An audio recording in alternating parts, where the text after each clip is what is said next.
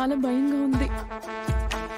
మీరేమో ఇంట్లో మాత్రం నటిస్తే చాలు అన్నారు, ఇప్పుడేమో కోర్టు చుట్టూ తిప్పుతున్నారు. ఆ లాయర్ అర్జున్ నన్ను ప్రశ్నల మీద ప్రశ్నలు అడిగి ముప్పు తిప్పులు పెడుతున్నారు. నేను జడ్జి గారికి నిజం చెప్పేస్తాను.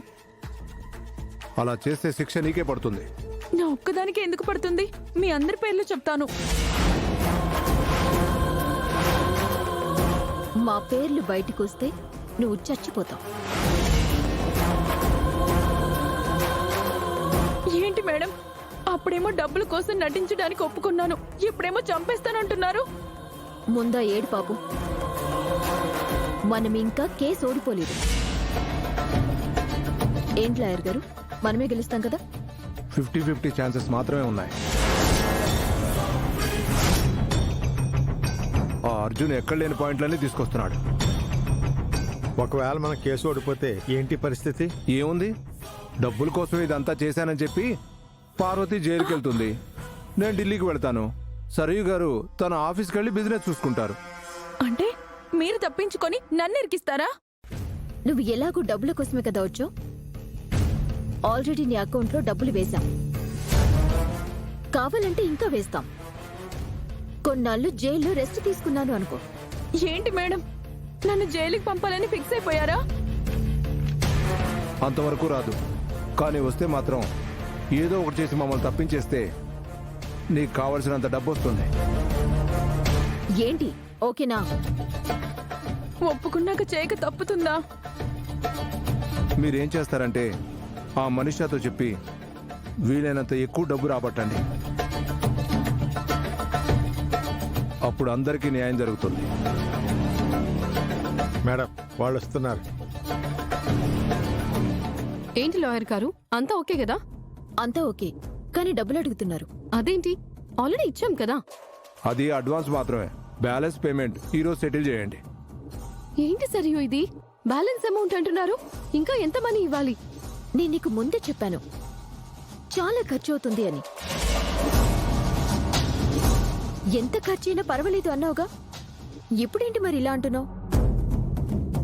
సరే, ముందు ఈ కేసు సంగతి తేల్చండి, డబ్బుల విషయం తర్వాత చూద్దాం. మేడం, మీరు ఒకటై నన్ను అన్యాయం చేయకండి, మీకు పుణ్యం ఉంటుంది. సరే, టైం అవుతుంది, నేను లోపలికి వెళుతున్నాను. నేను ఫ్లైట్ ఎక్కేలోపు నా amount పడిపోవాలి.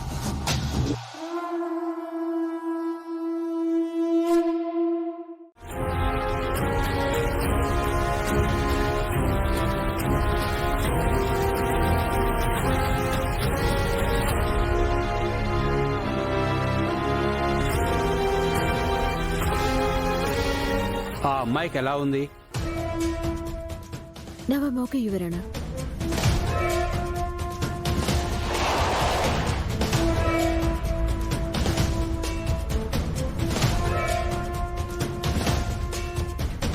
Sorry milord, miss Sarayu బీపీతో బాధపడుతోంది. లాయర్ అర్జున్ తనను విపరీతంగా ఒత్తిడి చేయడం మూలంగా ఆమెకు బీపీ ఎక్కువై స్ప్రో తప్పింది. లేదు యువర్ ఆనర్, నేను ఆమె నుంచి నిజాల్ని రాబట్టాలనుకున్నాను, కానీ వారు కేసుని తప్పుదో పట్టించడానికి స్పృహ తప్పినట్టు నాటకమాడారు.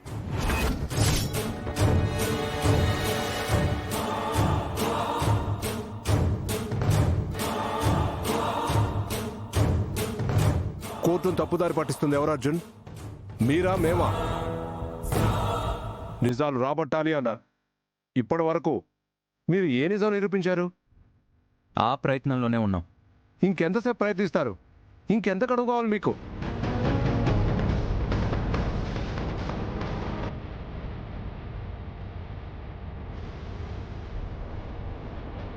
మిలాడ్, నా క్లయింట్ పార్వతి ఏ పరిస్థితిలో బిడ్డని కందో, ఏ కండిషన్లో ఆ బిడ్డను వదులుకోవాల్సి వచ్చిందో, ఇప్పుడు ఎందుకు ఆ బిడ్డను కావాలనుకుంటుందో చాలా స్పష్టంగా చెప్పింది.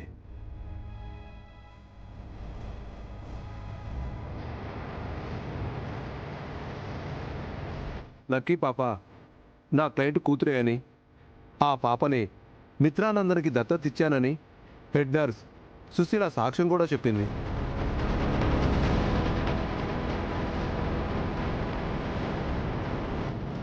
లక్కీ పాప నా క్లయింట్ కూతురే అనడానికి డిఎన్ఏ రిపోర్ట్స్ రూపంలో స్ట్రాంగ్ ఎవిడెన్స్ ఉంది.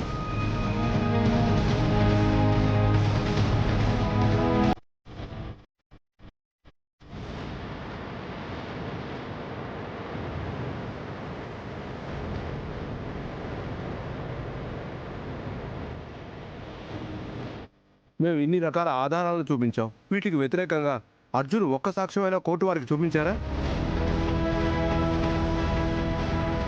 ఇది కేవలం మన సమయాన్ని వృధా చేయడం తప్ప మరొకటి కాదు.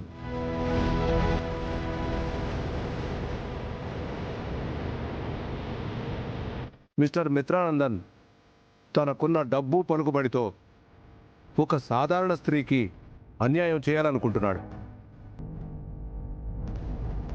ఆ తల్లికి ద్రోహం చేసి